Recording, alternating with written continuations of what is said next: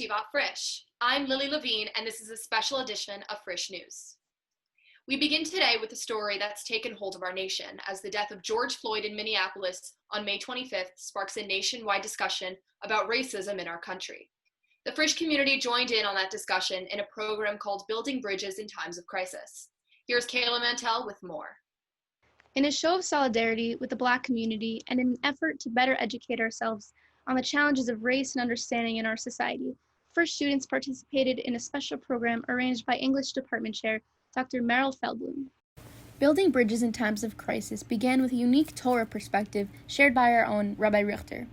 God calls upon us at this time to raise our awareness, to call out with our voices and be heard as members of humanity, as Jews, and as individuals, so that we might and need to make a difference in society. Followed by a presentation and Q&A with Bergen County Sheriff and local NAACP leader Anthony Curitin. Here's what he had to say. The death of George Floyd, I don't think anybody woke up in the morning and thought that they'll see such a thing as that. The challenge is, once again, how are we going to deal with this? It's a daily challenge I face. A challenge of worrying, if I get stopped the next time, could I be that victim?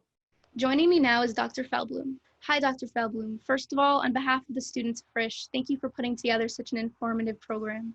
Sheriff Curitin expressed the importance of working together, especially in times like these. What's your history with activism? What first sparked your interest to advocate for change? I actually think my activism probably begins in an experience that a lot of us share, which is the Israeli Day Parade. I don't think often students think of that as activism, but it's actually an excellent form of activism. It's a way that we let our elected officials know every single year that Israel matters to us. So that's one of the ways I've been an activist since a very young age. But that has sort of bled more into my adult life in very different ways. I've learned very quickly that something as simple as I call my elected officials on a pretty regular basis to let them know if I feel strongly about something. I call their offices. It's pretty simple and it works. From a teacher and an activist's perspective, what resources can students use to learn about and empathize with the Black community? Any recommendations of books, websites, or organizations to get involved with for those passionate about this cause? First of all, I want to say that I'm not an expert necessarily in this cause, but I always think that literature is definitely a way to teach us to empathize, right? Literature allows us to experience somebody else's world, see their point of view through story. There's actually a lot of excellent research that says that reading literature increases empathy. So I want to say, so then picking up any book written by an author of any minority or any other point of view allows us to sort of experience their world from a very different perspective. If you are looking for an excellent recommendation, one of my favorite authors is a Nigerian woman, Chimamanda Ngozi Adichie. I know that's a mouthful, but she writes about both living in Nigeria and that experience, but she also writes about being a Nigerian living in America. She has a book titled Americana, and it's about sort of this feeling of coming to America and feeling very strange because in Nigeria she never experienced racism. Everybody was Black, and coming here all of a sudden she experiences it for the first time, and she doesn't really know what to make of it. It's a fascinating book. That's really interesting. Sheriff Curitin said, the only way we're going to get through this is collectively. What ways of working together collectively do you think, from your own experience, are the most effective? It's a really interesting question, and it's something that I think I've been grappling with a lot the last few days because, to be honest, I'm going to say that I very much live in the Jewish bubble that all of us live in, right? We call it the bubble, but I think it's very much what is true. I live in Teaneck, and I teach at a Jewish school, and I go to restaurants that only mostly Jews go to, and all of those things. So my interactions are mostly with Jews, and I think I've been grappling a lot with how to do more community building for both myself and for the Frisch community. What does that mean? What does that look like? All sorts of prejudices and racism and bigotry and anti-Semitism comes from the unknown. We don't know each other. So there's fears, there's miscommunication, there's stereotypes that happen. And I think that only stops if there's community. And I'm struggling with that right now as well. How do we do that? That's not Sheriff Kirsten threw it out there, but I don't think it's such an easy thing to accomplish. What do you hope comes out of programs like this? Like, why are programs like this so important for students? Programs like this, first of all, allow the students to recognize that the school and Jewish community have a responsibility to address what's going on in the world, even if it's not impacting our own community directly. And I think this program begins that conversation. I think what's important to recognize about this program, while it was really important, it's the beginning of a conversation. It's not the end of a conversation, or it's not a complete conversation. Rabbi Senior said, the horrific murder of George Floyd needs to make us stop and think how this can occur. How can this tragedy happen in America? Is there a unique viewpoint that American yeshiva high school students bring to this question? In many yeshivas, there's like a lack of diversity. What can we do to expose our community to other minorities? In one aspect, we do have a unique view, right? I think our heritage and our history have let us know that we have been victims of prejudice, of anti-Semitism, of violence and torture, having nothing to do with our own personal selves, but having to do with a religion. On the other hand, because we're so sheltered, because we live in an insular community, we do have sort of that impediment where we don't meet people who aren't exactly like us every day. So again, that sort of goes back to this idea of community building and how do we do that? And it's not an easy thing, Thank you for sitting down with me to share your thoughts and perspective on this tragedy. Sheriff Curitan paraphrased Martin Luther King Jr. saying, "Silence is acceptance." Thank you so much for giving me a voice here. For Frisch News, I'm Kayla Mantell. Stay safe. Thank you, Kayla, for that important message. They're calling them the class of the quarantine, our 2020 graduates. What's it been like for our seniors as they ride out the last leg of their high school years at home? Our own Carly Scheinfeld found out with two seniors who have a unique perspective. They are a dynamic duo that always keeps us smiling. But how do you keep smiling when you're supposed to be enjoying the last bits of high school, looking toward graduation, and instead you're stuck at home? Our senior twins have the unique position in that they didn't have to spend the end of senior year without any peers. They had each other. Let's check in with them and see how they are doing. First, let's check in with the Albaum twins. So how do you guys feel now that the school year's over? Are you happy, excited, sad? It kind of ended abruptly and we didn't have too much closure to finish the year. Do you feel like anything was better that it ended on Zoom? Well, we did have more opportunities, like the virtual internships were cool. Like we wouldn't have gotten that if we were in school. If you could go back to the beginning of Corona, would you give yourself any advice looking back? Yeah, I probably would have said goodbye to more people, knowing I probably won't see them. Maybe some thank yous, but Yeah. In 10 years from now, looking back, do you think you'll appreciate something that you didn't necessarily appreciate now? Definitely being able to hang out with your friends on any day. Like now it's hard to make plans and like actually hang out with each other. So in a time when everyone's socially distanced and isolated, do you guys think it was a little easier having another classmate in the same house as you and going through the experience together? yeah, I would wake up at like 10:45 and I'd hear like Rabbi Senior like, thank you seniors for coming to first period. I'd be like, that happened. and then she'd throw me under the bus like, yeah, What? you didn't go to class. That doesn't happen.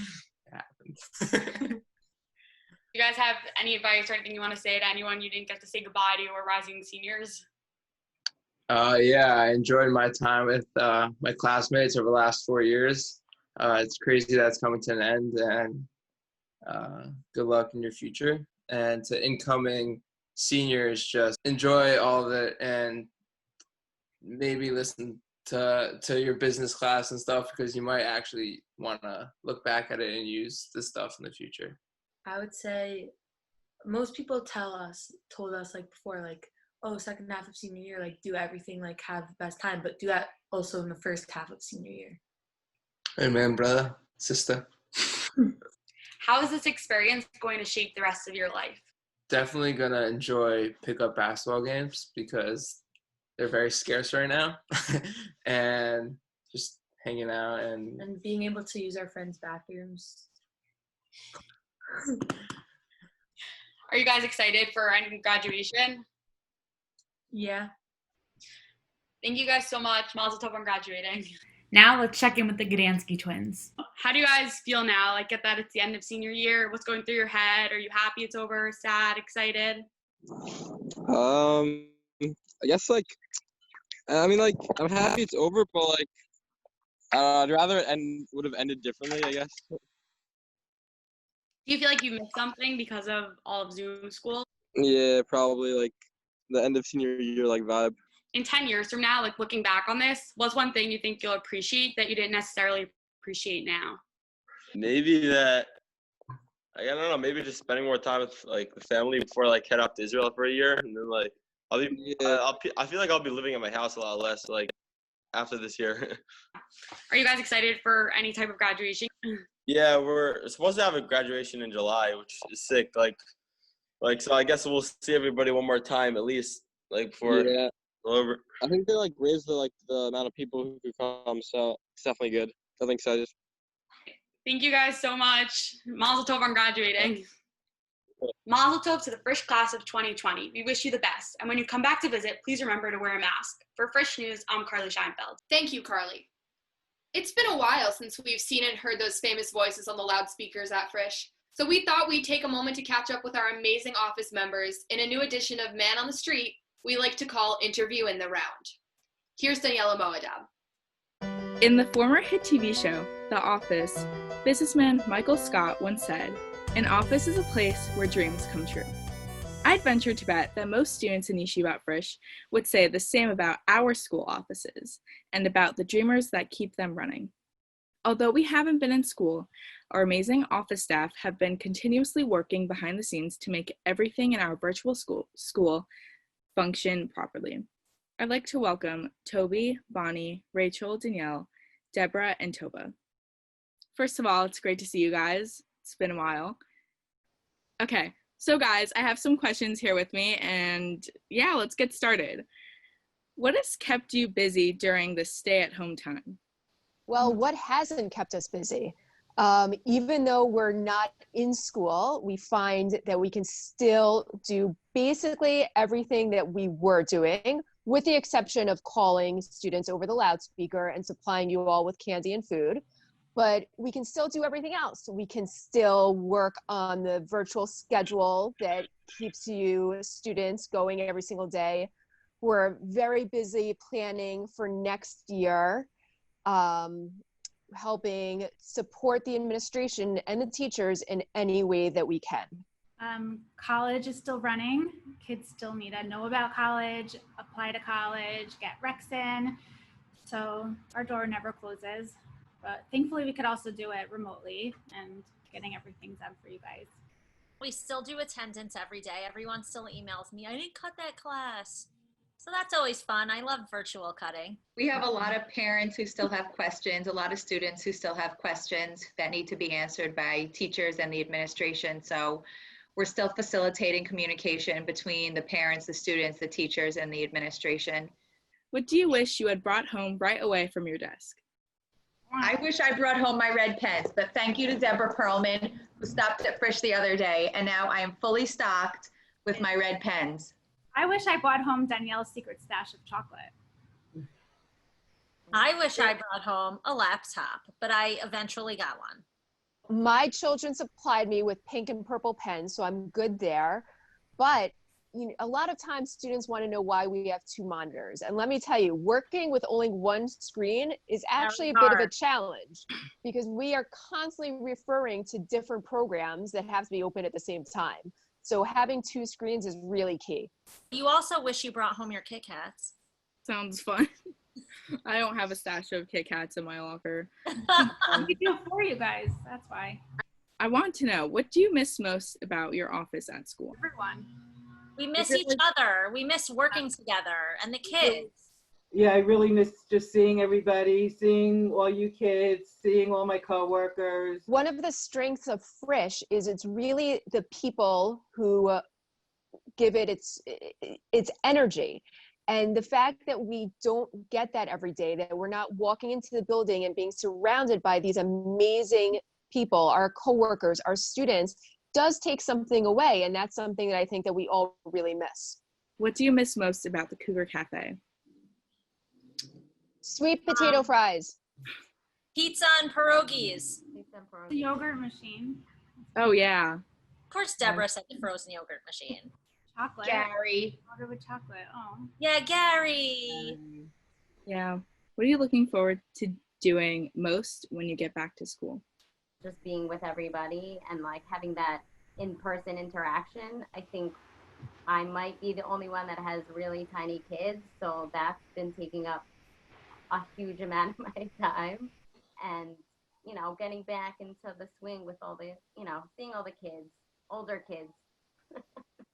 Yeah. I'm looking forward to showing off an awesome mask collection. I am definitely not looking forward to masks. I cannot deal with them. But I'm just looking forward to seeing everyone and catching up and calling people to the main office. Yeah. What's your message to the students as we part for the summer? First of all, that I miss all of them very much, and I wish them all a great summer, whatever they're going to be doing, and to stay healthy.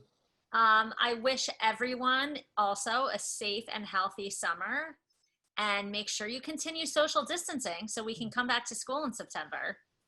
And I can't wait to see all of you and greet you in person and give you birthday t-shirts and do all the fun things that we normally do. You guys really rallied through this second half of the year with things that we never expected to see. It was a learning curve for everybody, and the Frisch students and staff did amazing during this time. You guys all deserve an incredible, relaxing, fun summer. I wish everyone an awesome summer and healthy and safe. Everyone was awesome and pulled through, and enjoy yourselves. Enjoy what you all deserve. A good time. I'm looking forward to seeing everyone safe and healthy back in school, hopefully in September. The transition to online learning was really seamless, and watching all of you students excel at it really showed how dedicated you are, and we're really proud of you. We are going to miss our seniors. We know that you're going to succeed and you're going to be great, and we hope you come back and visit us and let us know how you're doing.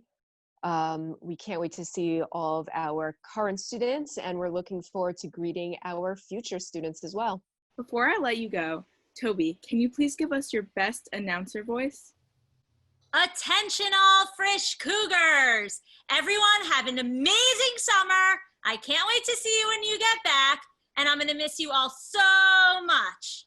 Thank you all so much for joining me, and I hope to see you guys again soon. For Frisch News, I'm Danielle Modab. Back to the studio.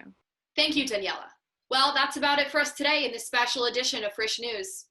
And that's a wrap for us for this school year. We hope you've enjoyed our newscasts. Follow us on Instagram so you don't miss future editions. Until next time, for the Frisch News Network, I'm Hannah Sachter. I'm Racheli Sachter. I'm Alex Massell. I'm Kayla Mantell. I'm Jared Lazarus. I'm Carly Scheinfeld. I'm Miracle Gort. I'm Daniel Saracen. I'm Lily Levine. Stay safe, everyone, and we hope to see you in person really soon. Thank you for watching.